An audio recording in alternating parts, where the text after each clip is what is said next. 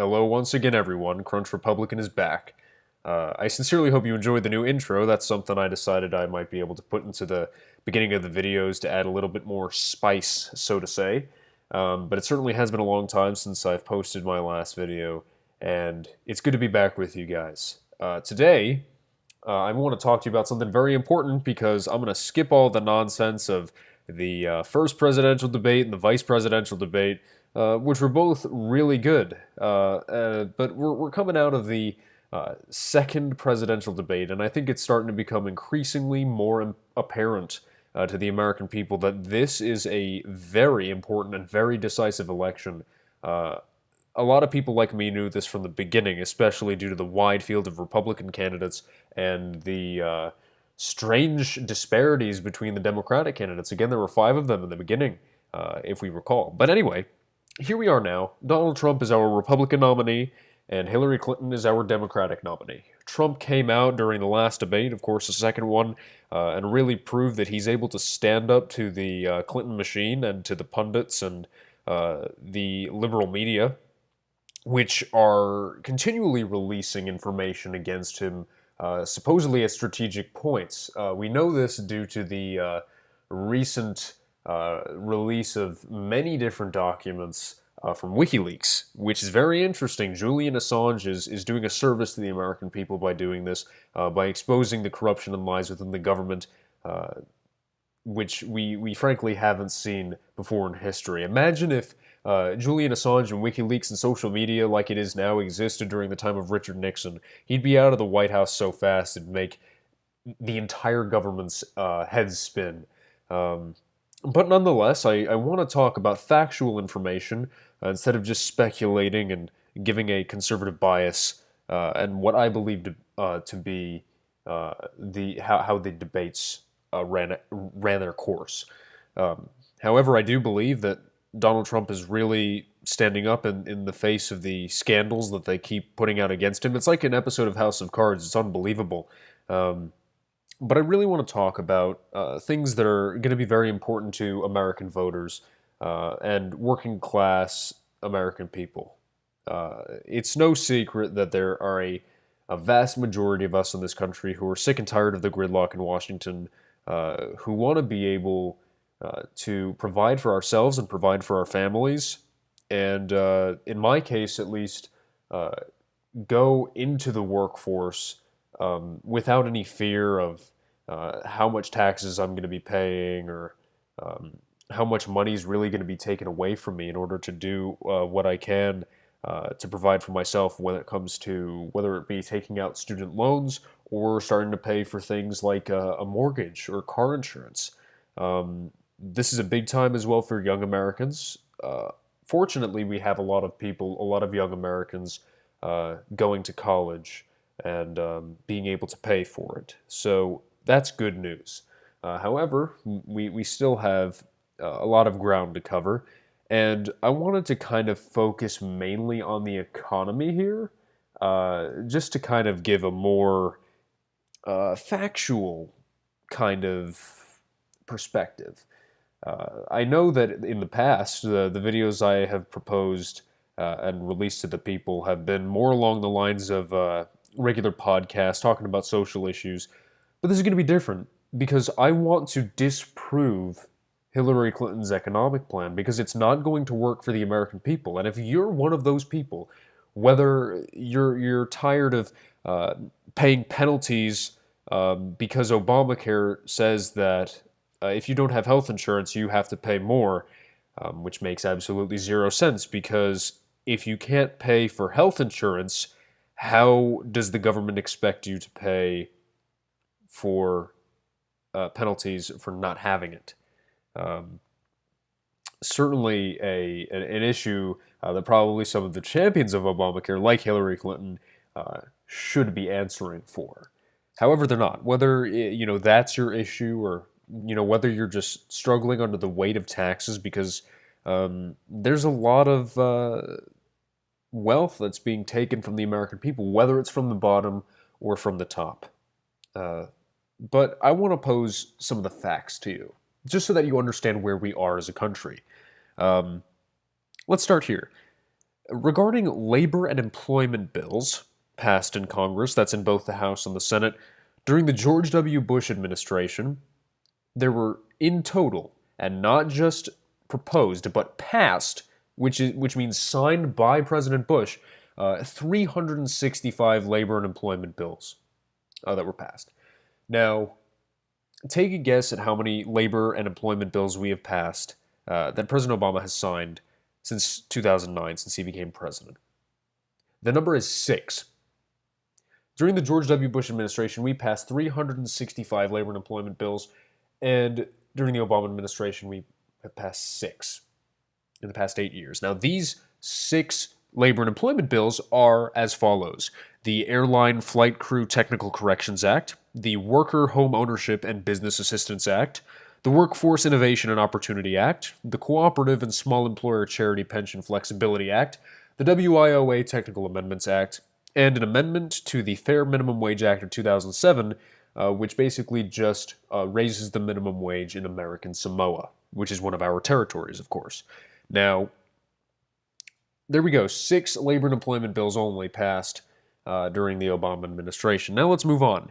The current United States labor participation rate, which is the percentage of people in this country who are in the workforce, is 62.9%, which is the lowest labor participation rate since 1978. So essentially the lowest labor participation rate since the beginning of the Carter administration.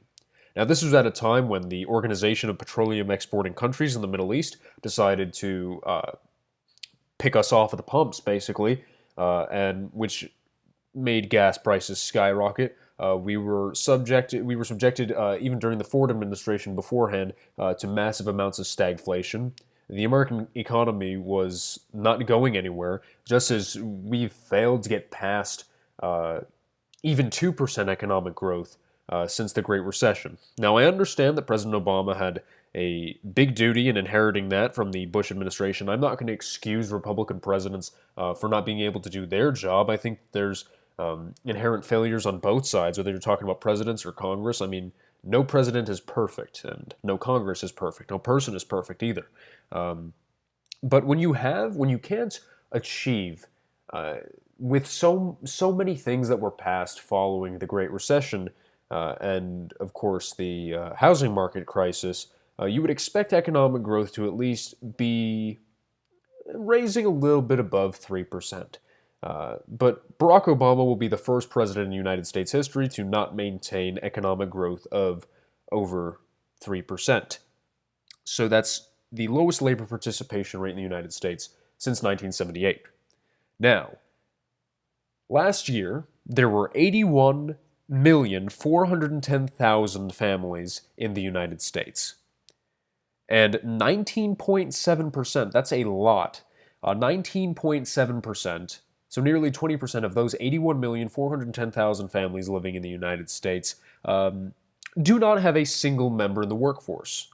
So basically it's safe to assume that they're getting welfare, they're getting government benefits, and so on. So that's 1 in 5 families in America, of course, because that's 20%, so 1 in 5 of 81,410,000 families in this country doesn't have a single member in the workforce, which is alarmingly high.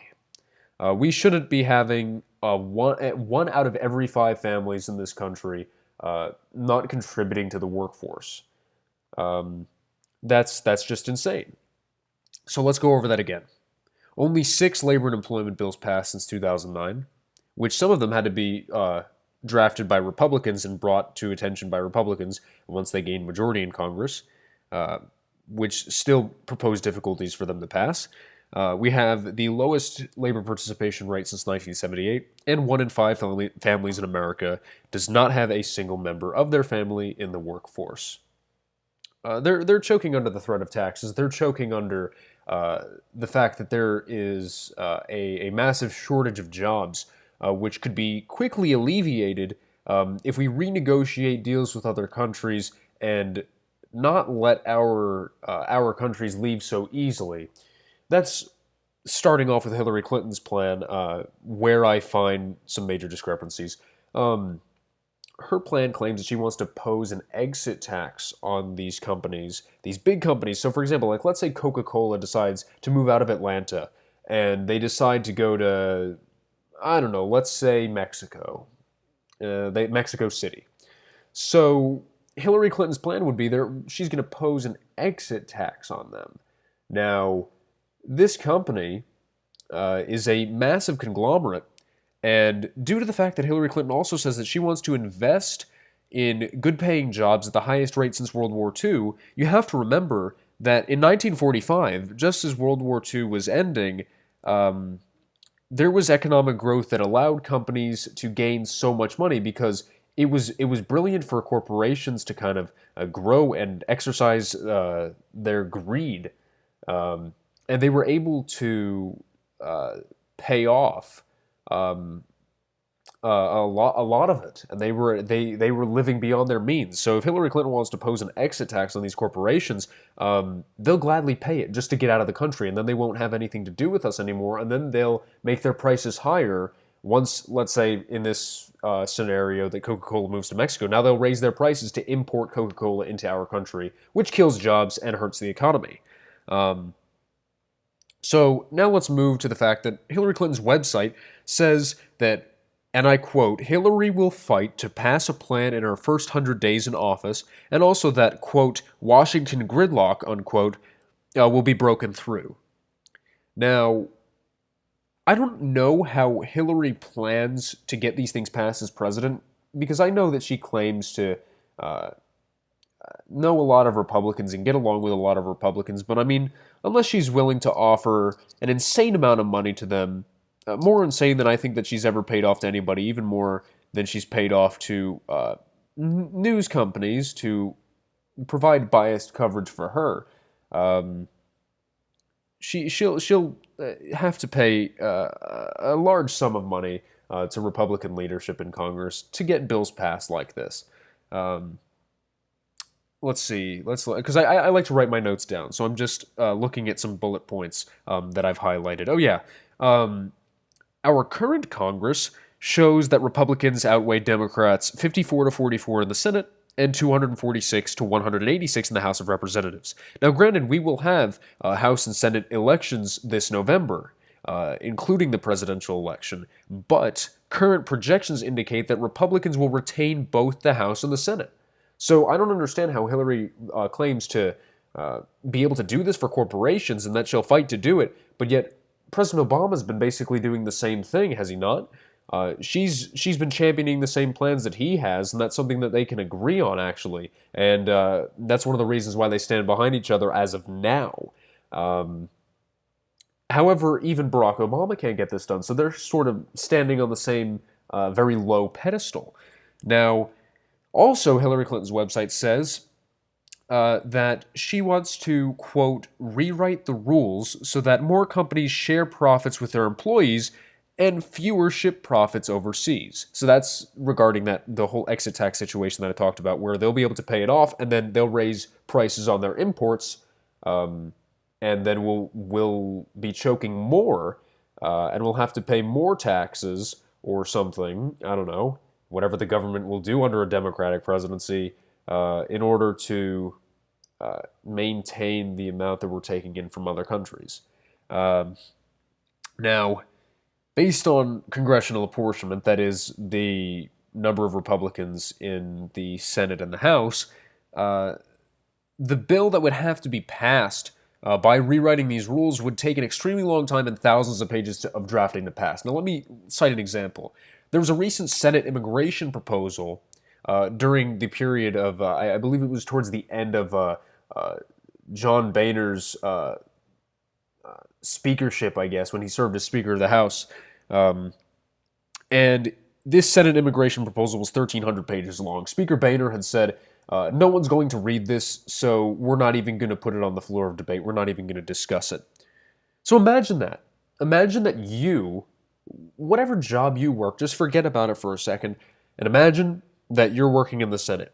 Imagine I came up to you and gave you a 1,300-page bill that you have to read and know everything out of and vote on it. That seems like a lot of homework. Now, granted, I do a lot of homework already when it comes to government and uh, whatever it may be. I can't imagine reading 1,300 pages. That's absolutely insane. So I can understand why they wouldn't want to put it up to the floor debate. And the only people who really look at these pages are the committees that draft the bill in the first place. And when it passes through other committees, it just gets lost in translation like a game of telephone. So how can a bill like this get even proposed to the floor of debate in a Republican leadership, Republican congressional leadership, excuse me, and never be read entirely through by these other committees? I mean, the bill will practically die. So that's the extent of my notes. And I was able to, I'm very glad I was able to present that in a very clear and concise way because, again, now that I presented all this information to you, listen, my sources are in the description. Please take a look at them. Please look everything up for yourself. Don't just leave it up to me. I'm stating the facts to you so that you can have a better perspective of how to vote during this election. The economy is one of the biggest issues because we're really suffering right now, and other countries are starting to cancel deals with us. For example, Russia has completely left nuclear talks with the United States, and now they're moving to suddenly now look at places in Cuba where they can make new dealings and possibly store weapons there. This is dangerous. We're heading into a period possibly of a new Cold War. We don't want another arms race. We don't want to see a rise in nuclear weapons. The issue of nuclear proliferation is also very important as it relates to the global economy, because we need to maintain great trade deals, which Hillary Clinton can't seem to get behind any good ones because the Trans-Pacific Partnership is a disaster, as Donald Trump would say. These trade, I mean, look at NAFTA, the North American Free Trade Agreement that her husband Bill Clinton signed while he was president. Again, another atrocious deal that has killed so many jobs in this country. When is this liberal lunacy going to end? Now, I'm not saying that all liberals are bad people. I understand this is a conservative channel, but there's common ground that can always be reached. Democrats and Republicans can agree on a lot of things, some surprising issues, like gun control, for example. Now, I know that might seem like a major difference between the two parties and their platforms, but there will always be common ground to be reached on every subject. But when it goes so far to the left that you have this far-left lunacy that's been expanded upon by the kind of socialist expansion into Hillary Clinton's campaign due to the influence of Bernie Sanders and the young vote, it just all plays into the hands of the Democratic Party.